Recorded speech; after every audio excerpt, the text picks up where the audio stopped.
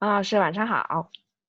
你好。哎，那个今天呢，主要是来想向您请教一下有关于第一堂课，第一周我的课的一个整体的思路，还有寻求您的一个反馈。好。首先我来说一下我第一周的整个课程的一个计划。然后呢，我们第一周总共是3次课，然后呢，针对的是小学低年级的学生。然后呢，我第一周的课主要是重点在于辅导他们的看图作文教学。然后呢，我会在第一次课进行一个简单的作文介绍，比如什么是作文，什么是一个好的作文，那作文的结构是什么，然后呢，作文的结构要怎样才能非常的合理，还有好的作文是怎样的，让他们感受到作文的美。比如说一篇好的作文会让你觉得，是在脑袋里面放动画片一样，是觉得读起来非常有意思的。接下来呢，就会有一个看图作文一个给他们一个看图作文的例子，然后呢对他们这个例子呢进行一个分析讲解。然后呢，这就会有2节课来实现。然后呢，第一节课每一节课都会有45分钟的时间。那上节课呢，我们就会先进行一个导入。我收到的材料是一个有关于捉海龟的一个4幅图的场景，所以呢，我可能会通过一个保护小海洋动物然后保护海龟的一个视频，然后进行导入，让他们产生一些兴趣，并且跟他们有一个简单的讨论吧。那之后呢，就会带着他们先看一看4幅图，进行一个了解。那么看完这4幅图之后，我会让他们注意看到4幅图下面的8个提示词。那这8个提示词呢，有一些是比较陌生的，所以我会针对8个提示词对他们进行重点的讲解，让他们明白意思，也知道这8个提示词怎么用。之后呢，会让学生根据这8个提示词展开一系列的讨论。然后呢，让他们自己讨论，想一想这4幅图片讲的是一个怎样的故事，最后派代表进行发言，进行一个讲解故事的这样一个语言输出。那之后呢，我会根据他们的一个语言输出的情况来，进行4幅图的详细讲解。那我不会就是脱离他们原来的一些语言输出，给他们一些很高级的词汇，让他们用在每一幅图的描述和讲解上。反之呢，我会根据他们的一些语言，然后比如说某一个开头是说在一个天气很好的上午，我和小明出去玩，我就会告诉他们，在一个天气很好的上午，天气很好可以用风和日丽一些比较高级的词汇来替代这种方法，然后呢，让他们去体会一些高级词汇的美，并让他们记住，并运用于之后的写作当中。然后上节课的整体思路是这样，那下节课呢，我会先跟他们复习一下上节课学过的一些好词好句，然后进行30分钟的一个简短写作。不过呢，这个简短写作可能不会有一个很长的时间，所以呢，只会让他们去挑，比如说我们重点要训练开头的话，就让他们写一下开头的前2幅图；要训练结尾的话，就让他们写一下结尾。那呃，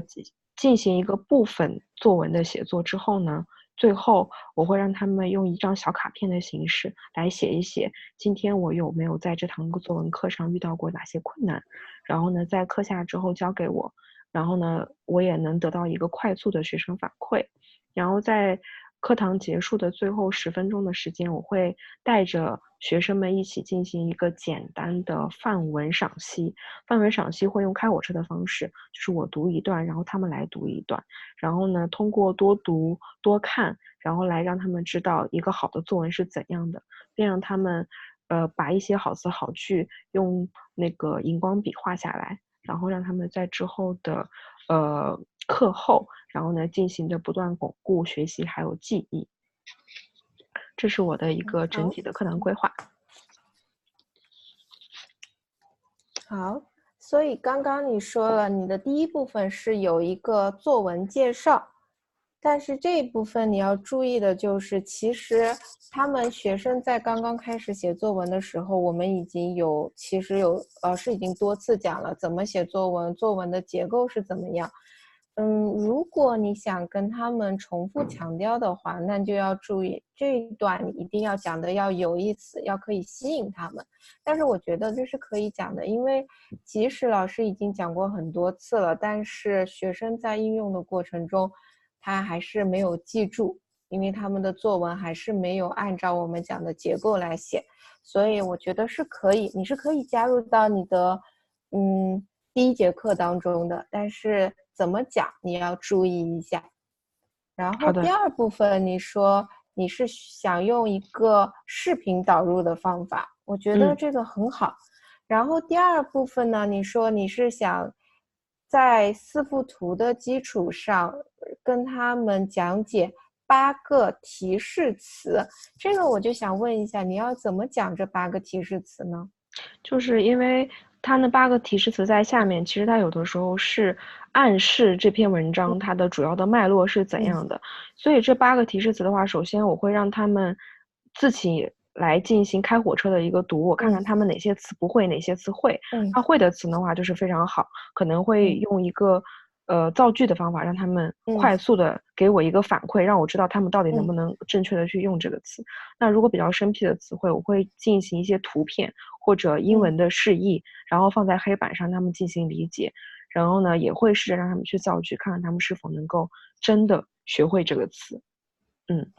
好。然后第3部分你是会用书面语替换口语式词汇的一个方式，然后帮助他们巩固他们的书面语。我觉得第1节课没有什么问题。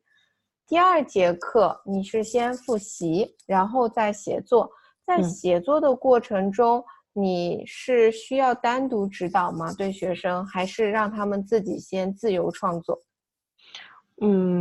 我目前为止的一个设计是说他们都一起在写，我只是会不停的在巡堂，就是在课堂里不停的去走，然后针对他们的一些问题，然后呢进行一些辅导，看看他们有没有什么问题，但主要还是让他们以自己写为主，然后不太会过多的去打扰和干预他们。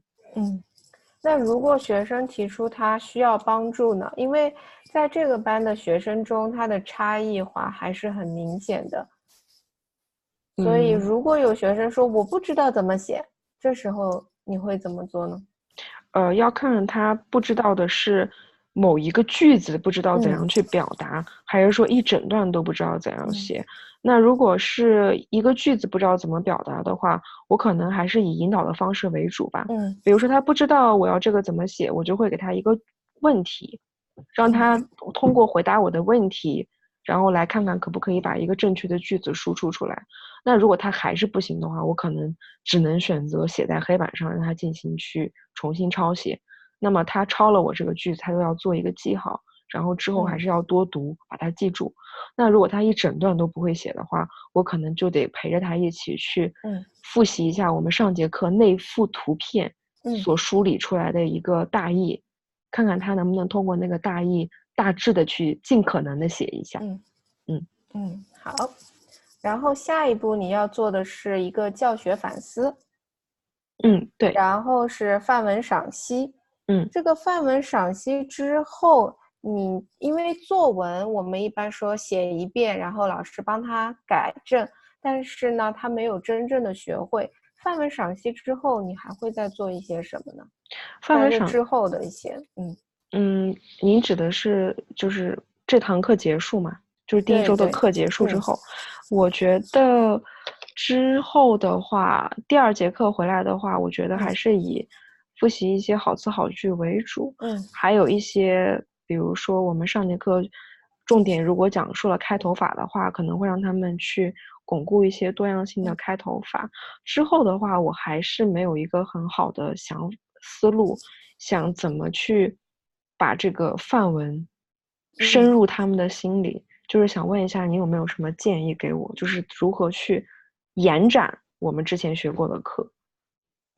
一般我们用的方法是在老师的指导下，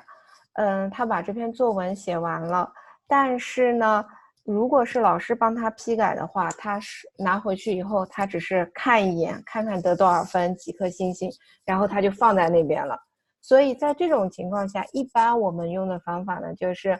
如果是程度比较好的学生，那他们之间就可以互相交换批改。如果说这个班上的学生不是很多的话，我喜欢用的方法就是让学生自己读，读了以后我会问他，你觉得这句话你写的对不对？有什么地方有问题？如果很好，我就跟他说很好，你下次也可以这样写，如果不好就让他自己改。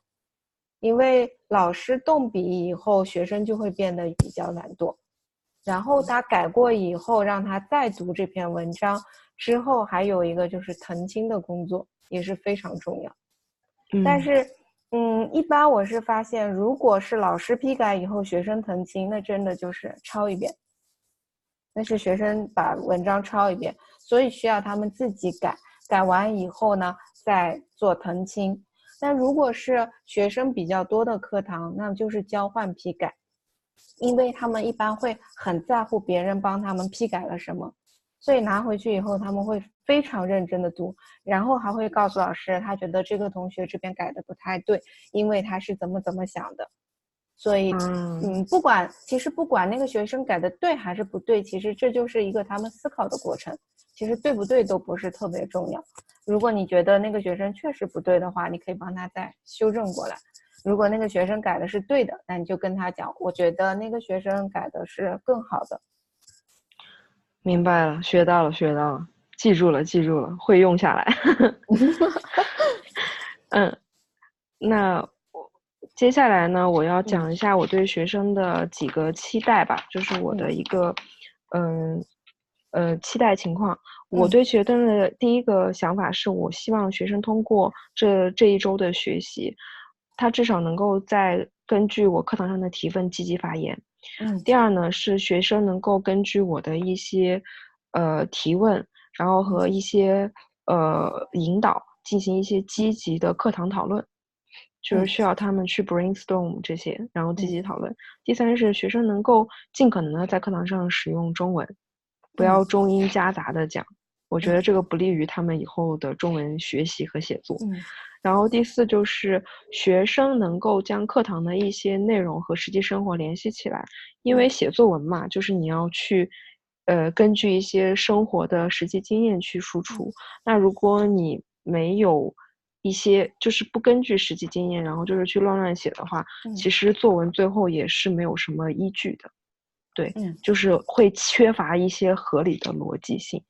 然后呢，之后呢，就是我希望学生能够根据课堂的学习，至少写出一篇相对比较完整的作文。我知道这个比较难以实现，但是我希望他们至少结构，就是写的部分的结构是完整的，还有他们句子能够做到一个主谓宾，至少有理有据。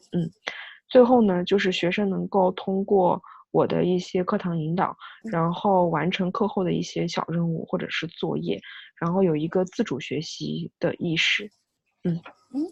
我觉得你的教学目标设置的都挺合理的，没有说特别要求特别超出他们的一个水平的，教学目标都是很合理的。好，谢谢您。然后呢，接下来的一个课堂的基本活动，我都会控制在，就一定会有以下几点，比如说要复习，还有一定是要有一个比较有意思的导入，就是让学生集中那个精力。然后其次呢，就是会有一些好词好句的讲解，还有一些写作手法基本的，对于低年级学生来说很基本的写作手法的讲解。我觉得包括说开头要小而精。然后主体要多，结尾要少，这都算一个写作手法。然后最后呢，就是有小组讨论环节，然后还有一些课后的小任务，最后呢还有一个当堂的写作文，这个算是一个测试，算是一个 assessment， 我觉得，就是一个可能反馈环节，就是有这样几个环节。那你刚才说到的好词好句讲解，你是准备怎么给他们做好词好句的讲解？用在2个方面吧。第一是在那个每一幅图的讲解当中，我说要把他们的一些口语词汇，根据他们的口语词汇来替代一些怎么讲，就是那种好的一些书面词汇。其次呢，就是在那个范文当中，就是他们在一起跟我读范文的时候，让他们感受一些比较好的好词好句，然后把它给画下来。我能够想到的是这些。我觉得也差不多。就是你认为是否应该增加他们的阅读量？就是他们是否有可能增加阅读量？我觉得阅读量是一定要增加的，但是现在本地小孩在写作文的过程中，他有一个不好的现象，就是乱用好词好句。就是他们之前会背一些好词好句，然后他不管3721就往上用。我看过很多小孩写的作文里面，好词好句真是每一段都有很多，但是缺乏细节描写，细节描写特别薄弱，所以造成他的整个文章大部分是用好词好句和很夸张的不适合这篇文章的形容词构成的。啊，明白。所以就是说要他们真的理解了那些好词好句再去用，而不是那种乱用。对，我看过一个已经上了初中的小孩，到现在写文章还是喜欢用，他有一天写的文章是这样的，他说他的2个朋友吵架，然后喊他去评评谁有道理，他说他非常的紧张，这时候他就怎么表现紧张呢？他就说我急得像热锅上的蚂蚁团团转。但是我就跟他讲，我看了你这个以后，我没有觉得很紧张。但是他觉得他用了一个好词好句，但是他其实他如果这边他用一个心理描写会更好。他说他朋友喊他去，他这时候应该是心里面就很挣扎，在想如果我帮了这个人，是不是另外一个人就比较小心眼，他就不会再跟我做朋友了。但是我帮了另外一个人呢，那这个人是不是每天我们放学一起回家，我们关系很好，那是不是以后他就不再会跟我一起回家，也不会让我去他家跟他玩了，那我就失去了一个朋友。那所以这时候就会比较紧张。我是跟他讲，我觉得如果这样写，比急得像热锅上的蚂蚁团团转这句话要感觉生动有画面感很多。所以其实小学的小孩在写作的过程中也是有这个问题，乱套好词好句。所以我觉得我们老师在教学的过程中，就其实是我也是我现在一直在思考的一个问题，就是好词好句是不是真的是需要他们知道这么多呢？还是一开始的时候是更关注于在细节的描写，然后之后在阅读量上去以后再加入好词好句？好的。我真的觉得这个是很对的，因为这是新加坡现在华文写作的一个整体的一个弊端。因为每个人写出来的文章中的好词好句都差不多，因为他们要应试嘛，所以这个事情说起来就是很渊源了。就是他们为了要应试，所以搞得有点像中国人学英语一样。这一段我会剪掉的。中国人学英语，对吧？就是像中国人学英语一样。所以我觉得就是只会死记硬背，背框架然后往里套。哎，真的学语言，所以真正写的好的一般都是中国来的。对，因为他对那个语言是有一种感知的。这种小孩，语言确实不是一个很好学的东西。之后我要说一下那个写作那个学习标准，就是根据 MOE 的课程标准，我认为以下 MOE 的课程标准将会就是覆盖到我本节课的教学本周课的教学当中。比如说小3的学生在写作方面，小2小3的学生在写作方面需要能够有正确的格式。比如一段前面空2格，这是最基本的，然后进行写作，能够根据图片确定自己的写作内容，然后并且能够联系生活实际，将内容写得较为充实，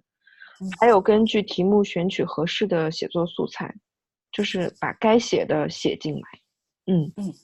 在表达方面呢，小2小3的学生要求可以通畅生动的进行表达，其实这个要求我认为有点高了，但是课程标准需要达到的，嗯我也尽力会朝着这个方向去做。然后能够正确的运用标点符号，这个在批改的时候可能需要学生注意。然后最后就是能够书写完整的句子，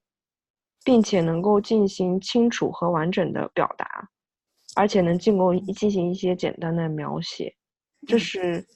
我看到需要覆盖我教学内容的一些课程标准。但是对于他们能不能够进行一些比较完整和清楚的表达，这个还是需要慢慢提高的。好。嗯，那我会从这几个方面对你进行一个评估。第一个是 Standard One Learner Development， 第二个是 Standard Two Learning Difficulties， 还有第三个是 Learning Environments， 下面一个是Content Knowledge。好，我就会从第5个是 Planning for Instruction， 我会从这几个方面对你进行一个评估。好的，谢谢您。好，谢谢。